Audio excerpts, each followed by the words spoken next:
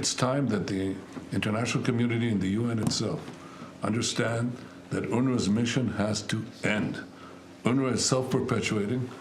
It is self-perpetuating also in its desire to keep alive the Palestinian refugee issue.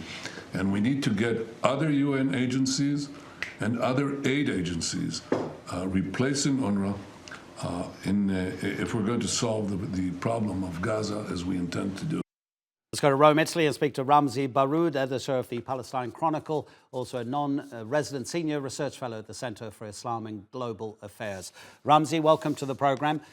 Is there any doubt in your mind Israel is using food as a weapon of war?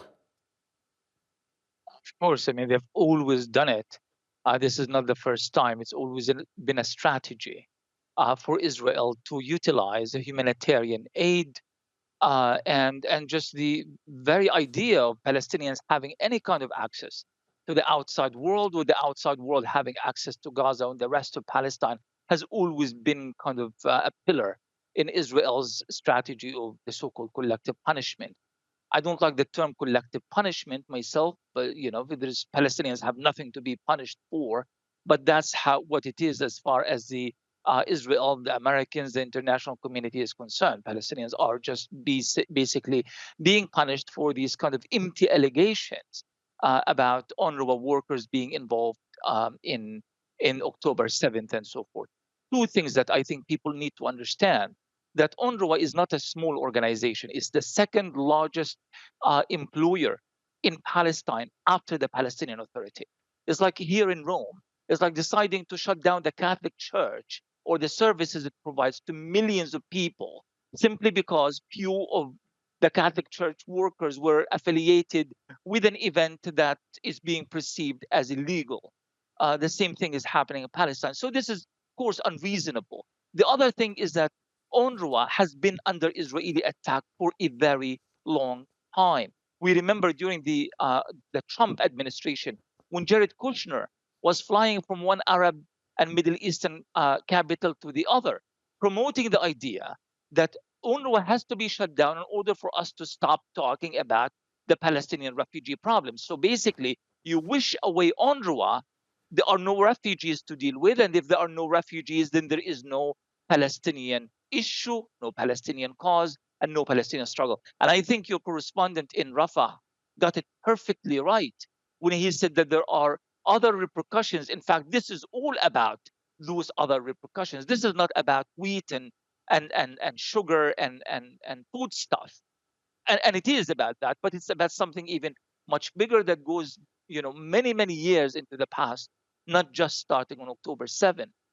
You are also right, Ramzy, to point out the mere fact that UNRWA exists, and it exists to help Palestinian, the key word being refugees. Israel wants to delegitimize that issue of those Palestinians being refugees, which gives the impression that actually one day they will have their own land and will cease to be refugees. I'm very glad you pointed that out. In terms of the little we know somewhat of what the ceasefire proposal contains. Do you see anything in it that actually gives you hope? Well, actually, what gives me hope, and you might find this a bit odd, is that the Palestinian resistance groups did not jump on the opportunity for the 35 days or so ceasefire, which means that the condition of the resistance, and that matters to us Palestinians a great deal. Maybe we don't speak about it publicly enough, but it really does matter that the resistance is not weakened. The fact that they did not jump on this opportunity, it means that the resistance is fine. But what is not fine is the condition of 2.3 million people. I mean, if you look at images coming from Gaza today, compared to images coming out of Gaza in the first and second week of the war, you will find that the very physical appearance of ordinary Palestinians have been altered. And I'm not talking about those who are dead and wounded or dying in hospitals.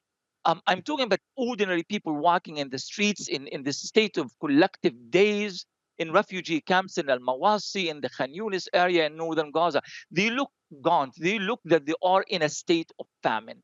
And it is sad that Palestinians are being urged to make political compromises in order for their people to be fed. Where are the Arabs? I mean, I personally don't like to use that statement a lot because it has become a cliche. But you would think that there is a breaking point where you would indeed ask the question, where are the Arabs? Where are the Muslims? Where is the Middle East? Where is that part of the world that is not does not necessarily toe the line of Washington, London, Paris, and all the rest? Where are they? How come they are incapable of making an iota of a difference? Not necessarily defending Palestinians, but at least providing bottles of water, baby powder, anything that would allow people to survive for one more day in Gaza. Ramzy, in these kind of situations, it's often the person in my position who's kind of almost setting the agenda with people who are in your position, the analysts. And I'm not sure if that's always fair. So I just want to end this interview by saying, what do you see as the most critical issue right now when you imagine a Gaza in 6 months' time, in 2 years' time, in 5 years' time? This is a brilliant question. The Gaza that we imagine is a Gaza in which a degree of dignity has been restored to the people, and where there is political horizon, something to look for, and there is Palestinian unity that is predicated on what has been achieved during this 118 days and counting. This is what we are hoping for.